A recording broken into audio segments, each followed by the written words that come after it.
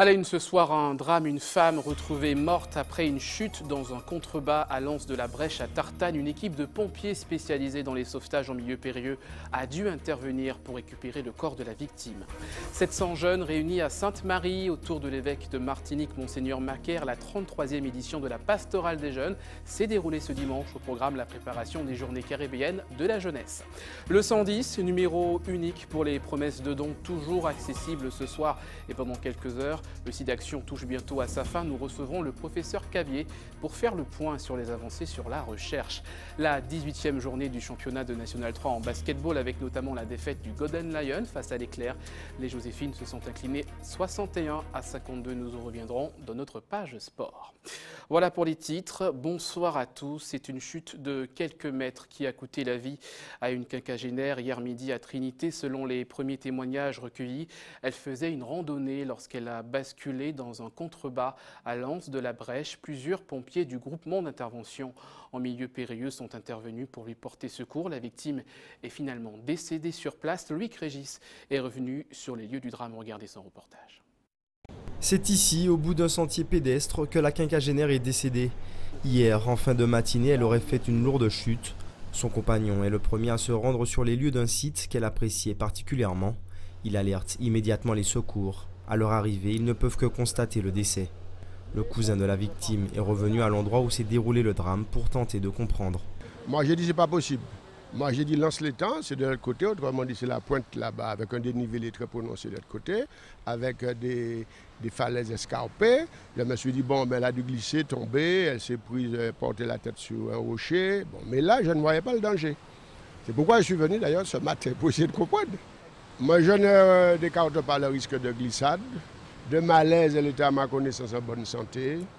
Il appartiendra donc à la police, à la gendarmerie de faire les investigations qu'il faut. Il aura fallu une dizaine de pompiers, dont 5 du Grimpe, pour extraire le corps de la victime.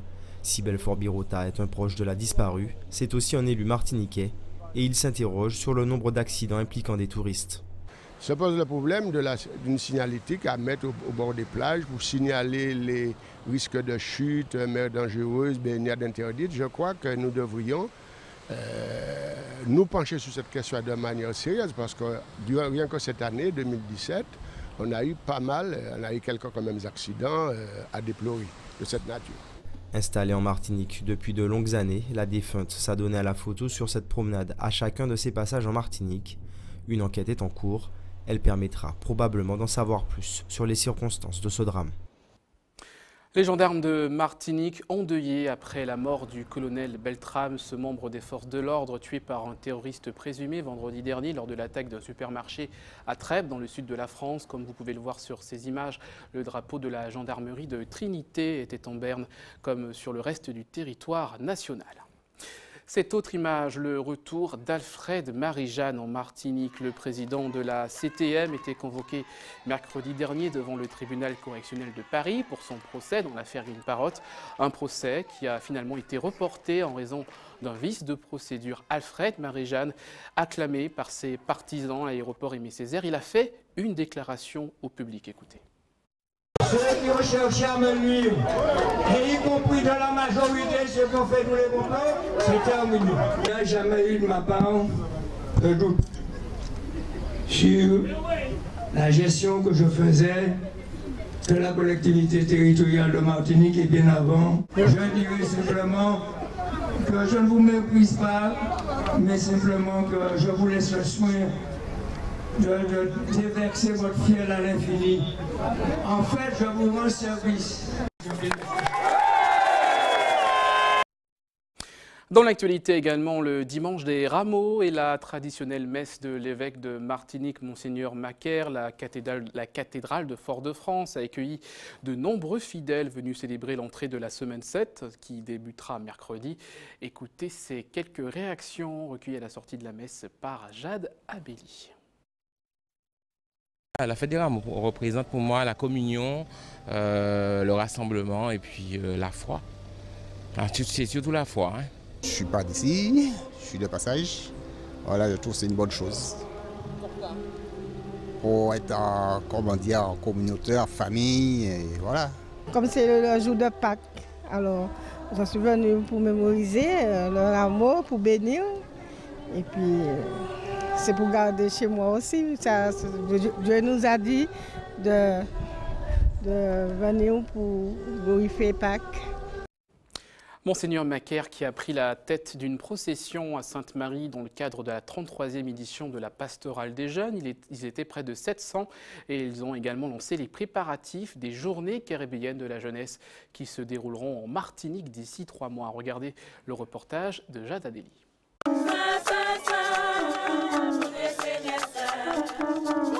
Ils sont jeunes et ils célèbrent le dimanche des rameaux à leur façon. Non loin du tombolo, ils chantent et ils dansent avant de démarrer la procession. En maître de cérémonie, Monseigneur Macaire et le Père Cholvet, un rendez-vous qu'ils n'auraient pas voulu rater. Tout d'abord, c'est pour ne pas lâcher la main de Dieu avant tout. Et de voir les jeunes réunir ici, ça fait énormément de plaisir. Mais c'est surtout au niveau de l'église. Alors c'est important pour moi d'être présente avec la communauté des jeunes de la Martinique pour montrer au monde, à la Caraïbe, qu'on est debout dans nos baskets pour suivre le Seigneur, pour suivre sa volonté et puis s'amuser entre nous. Aujourd'hui on célèbre la résurrection de Jésus après 40 jours de carême, donc c'est symbolique pour moi. Les JMJ viennent en préparation de la Semaine Sainte, vécue par les catholiques comme la Passion du Christ. Mais cette année, elles sont également en amont du grand rassemblement des Journées caribéennes de la jeunesse. Aujourd'hui, c'est la Journée mondiale de la jeunesse qui a été instituée par le pape Jean-Paul II il y a 33 ans de cela. Et donc, dans chaque diocèse du monde entier, les jeunes se rassemblent à l'appel de leur évêque pour vivre cette grande journée de la jeunesse. Donc, il s'agit en fait de permettre aux jeunes de rentrer dans la grande semaine, donc la Semaine Sainte. Cette année, c'est aussi un moment fort parce qu'en fait, on va dire que cette journée marque le lancement vraiment auprès de la jeunesse des Journées caribéennes de la jeunesse qui vont se dérouler au mois de juillet, du 10 au 23 juillet. La Journée mondiale de la jeunesse a donné lieu à une messe en toute décontraction, de quoi encourager les jeunes à assurer la relève de la religion catholique. Restez avec nous à suivre dans votre journal. Retour sur le Martisanat, le 4e salon des artisans d'art de Martinique s'est clôturé ce dimanche. Nous ferons un premier bilan. Et puis notre page sport, retour sur la finale homme de l'Open Corsair du Country Club de Schellcher. Le Martiniquais Johan Talto a dû abandonner le match suite à une blessure. Mais d'abord, retour sur l'un des événements phares de ce week-end, le SIDAction et les nombreuses opérations réalisées pour recueillir des dons indispensables pour la recherche sur le sida. Notamment, vous le voyez dans cette boulangerie où l'on pouvait acheter quelques pâtisseries et en même temps faire un don pour le SIDAction. Et justement, nous en parlons ce soir avec notre invité, le professeur Cabier, chef du service des maladies infectieuses du CHUM Martinique. Bonsoir. Bonsoir. Et merci d'avoir accepté notre invitation. On va parler de la recherche puisque le SIDAction permet de recueillir des dons qui permet donc de faire avancer la recherche sur cette maladie. Où en est-on aujourd'hui? Est-ce qu'on est capable de prévenir un peu mieux le VIH, le sida? Alors, on est capable de prévenir beaucoup mieux le VIH pour plusieurs raisons. Et ça, c'est vraiment la recherche qui nous apporte toutes ces solutions. D'abord, aujourd'hui, toutes les personnes qui sont dépistées sont immédiatement traitées. On traite absolument tout le monde. Et on sait maintenant, c'est un résultat qu'on connaît depuis longtemps, mais qui est validé depuis peu, que le fait d'être traité permettait d'éviter la transmission du virus. Donc finalement, les personnes qui sont infectées et traitées ne transmettent plus le virus, les femmes ne transmettent plus le virus à leurs enfants et on ne transmet plus le virus à son partenaire. Alors 25 ans après le début de la recherche, est-ce qu'il est possible aujourd'hui de permettre à des personnes qui sont dans des situations à risque, notamment les prostituées, d'avoir des médicaments pour éviter la contamination ? Tout à fait, donc ça c'est une avancée récente, c'est ce qu'on appelle la PrEP, pour prophylaxie pré-exposition. Et donc c'est la possibilité, comme quand on va en Afrique et qu'on prend des médicaments pour éviter le paludisme, et bien là on peut prendre des médicaments pour éviter l'infection par le VIH avant de prendre le risque. Et donc pour des personnes qui ont des risques importants, et donc vous avez pris un très bon exemple, celui des prostituées, et bien si en plus l'usage des préservatifs n'est pas toujours facile, on sait que certaines l'utilisent sans problème, mais d'autres de manière plus difficile, parce que les clients imposent parfois le non-usage du préservatif, et bien à ce moment-là, un comprimé pris régulièrement avant les relations sexuelles permet d'éviter le VIH. Quel est le pourcentage de réussite? Est-ce que c'est à tous les coups? Alors c'est plus de 90% quand le traitement est bien pris.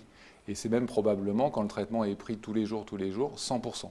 Ce qu'il faut dire par contre, c'est que c'est un médicament qui ne permet d'éviter que le VIH, que le virus du sida, et donc les autres infections sexuellement transmissibles, elles peuvent continuer à être transmises si le préservatif n'est pas utilisé. Alors évidemment, ce n'est pas une pilule miracle, j'imagine qu'il doit y avoir des effets secondaires.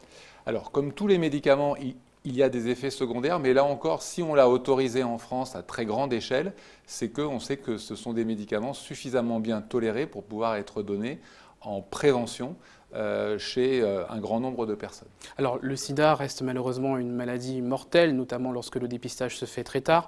En Martinique, on estime à peu près 1100 personnes contaminées par le VIH. Combien de Martiniquais ignorent leur séropositivité? Alors on a 1100 personnes connues et suivies pour le VIH et on estime qu'il y a entre 200 et 500 Martiniquais qui aujourd'hui vivent avec le VIH mais l'ignorent. C'est encore trop?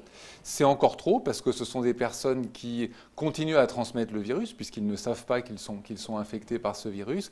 Et puis s'ils sont dépistés trop tardivement, alors on peut quand même obtenir de très bons résultats même avec un dépistage tardif, mais on sait que c'est beaucoup plus difficile que lorsque le dépistage se fait régulièrement et suffisamment précocement. Alors on est où dans l'épidémie? On sait que notamment la Guyane est un département extrêmement touché, notamment en raison de sa jeunesse. Ici la Martinique, c'est un pays où il y a un peu moins de jeunes.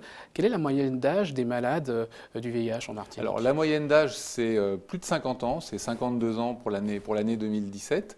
La Martinique reste quand même parmi les régions de France les plus touchées, à peu près au même niveau que l'Île-de-France, très loin derrière la Guyane, mais quand même à un niveau très élevé.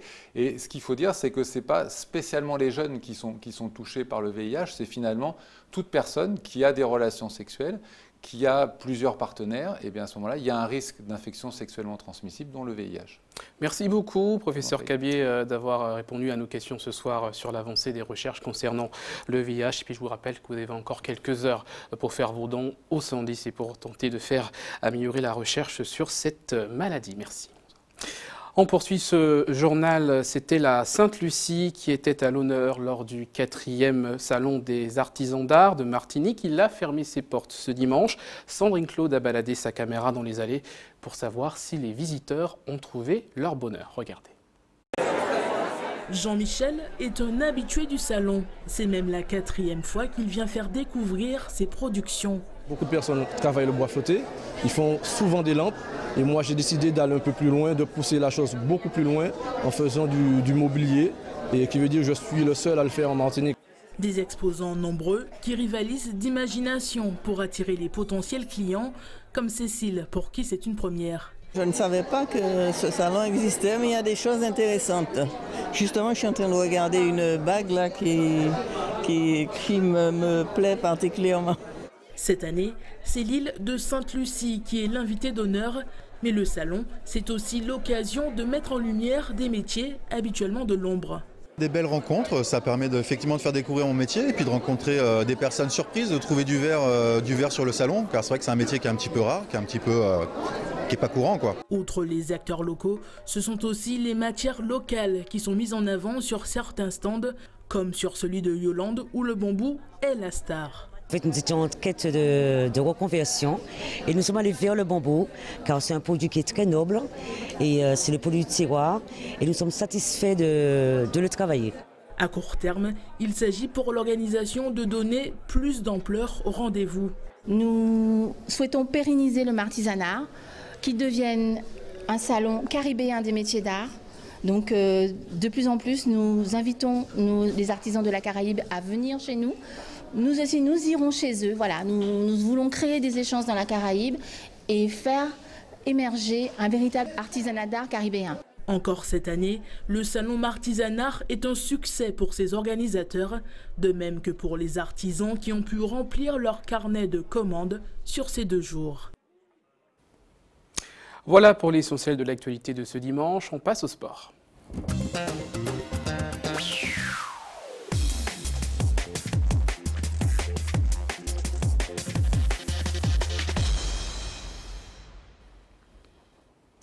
Le sport, et on commence avec du basketball et la défaite surprise du Golden Lion face à l'Éclair chez les filles lors de la 18e journée du championnat de National 3. Résumé de la rencontre avec José Le Chertier. Le Golden Lion en rouge prend ses marques dès l'entame du match et mène de 9 points face à son adversaire du jour, l'Éclair. Si les Saléennes se réveillent peu avant la mi-temps par ses belles actions, les Joséphines les maintiennent à distance. À la pause, le score est de 32-26 en faveur des Joséphines. Au retour des vestiaires, la physionomie du match ne change pas. Les Joséphines déroulent de 6, l'écart passe à 10. Dans le but de stopper l'hémorragie, le staff saléen demande un temps mort. De retour sur l'aire de jeu, l'Éclair s'engage alors dans une course contre la montre.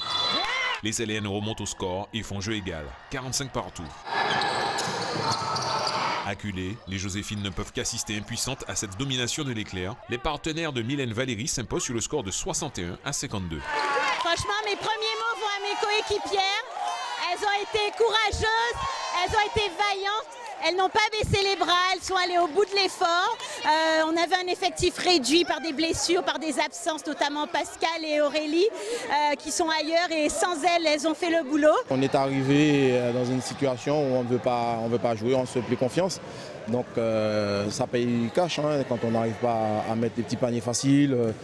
Des écrans, on n'arrive pas à poser dans les bonnes conditions, donc derrière, ça paye cash. Hein. C'est vrai que la position du Golden Lion ne laissait pas présager cette victoire de l'Éclair, mais en fait, en sport, rien n'est défini à l'avance. Et on a vu qu'un super travail collectif qui s'est manifesté au niveau de la défense, dans la précision de la circulation du ballon, dans l'occupation des espaces.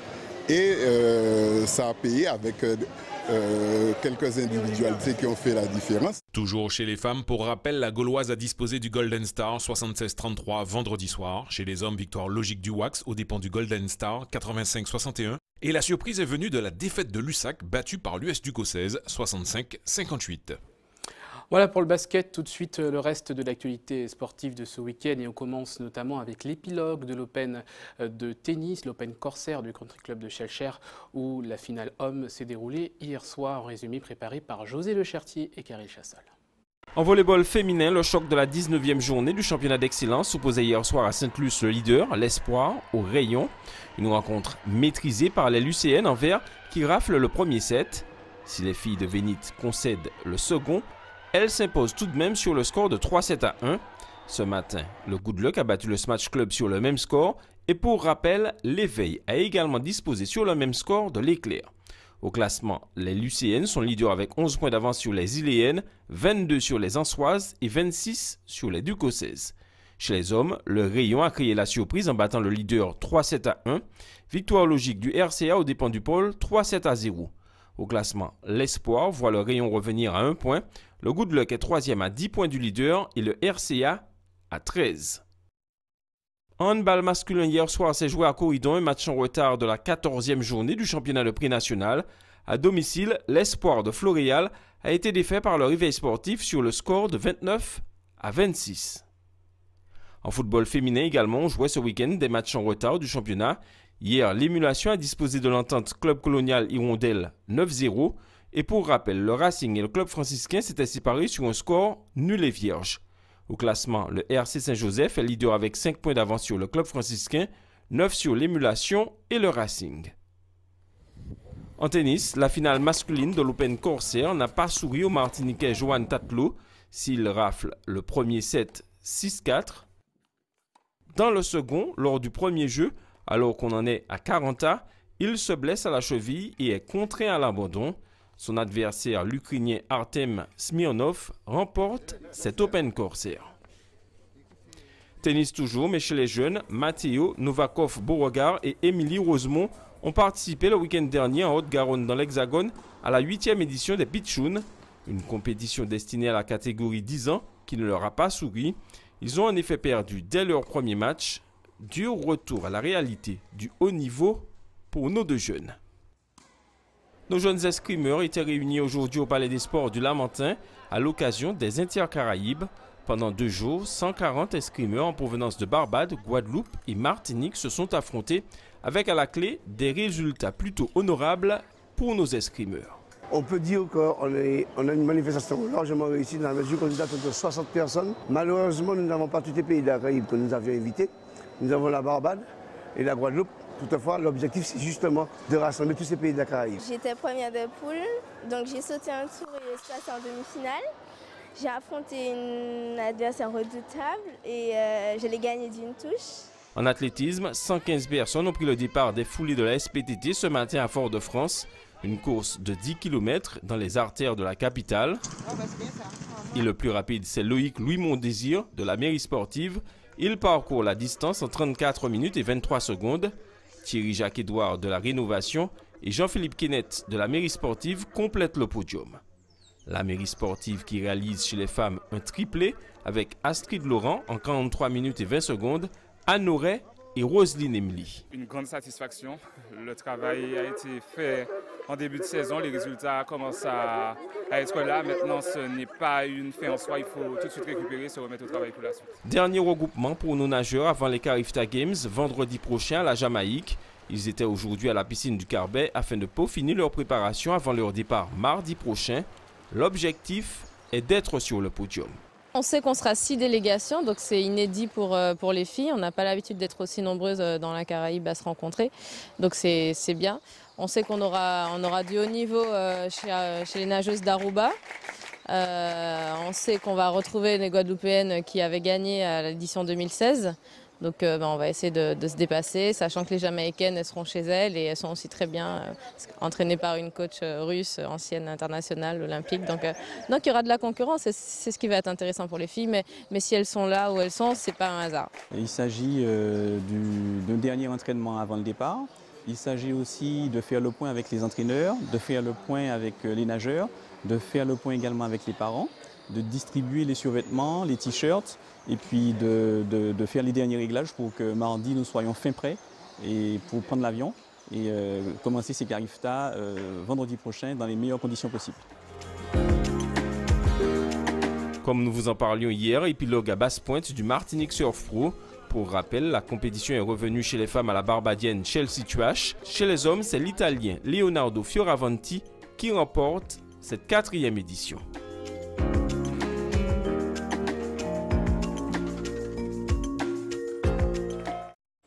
Le planning du Don du Son pour refermer cette édition. Demain, vous avez rendez-vous à Trinité, place de la mairie, entre 8h et 13h avec toute l'équipe de l'EFS Martinique. Je vous rappelle les principaux titres développés dans ce journal. Une femme est décédée hier midi à Trinité. La quinquagénaire aurait chuté dans un contrebas à l'Anse-de-la-Brèche à Tartane. L'intervention du groupement en milieu périlleux a été nécessaire pour récupérer le corps de la victime. Nous sommes revenus sur la pastorale des jeunes. La manifestation organisée par le diocèse de la Martinique a réuni 700 catholiques à Sainte-Marie. Un rendez-vous pour préparer les journées caribéennes de la jeunesse de juillet prochain. Un week-end de solidarité pour la recherche et les malades du sida. Le SIDAction se termine ce dimanche. Nous avons parlé avec le professeur Cabier et la recherche avance. Enfin, le sport, on vient de le voir. La 18e journée du championnat de National 3 en basketball avec notamment la défaite du Golden Lion face à l'Éclair. Les Joséphines se sont inclinées 61 à 52. Tout de suite, la météo présentée par Roxane, juste avant l'information nationale et internationale avec nos confrères de BFM TV. Ce soir, votre téléfilm du dimanche, coup de foudre et imprévu. Demain, vous retrouverez Sabrina Doré pour votre journal. Merci de votre fidélité.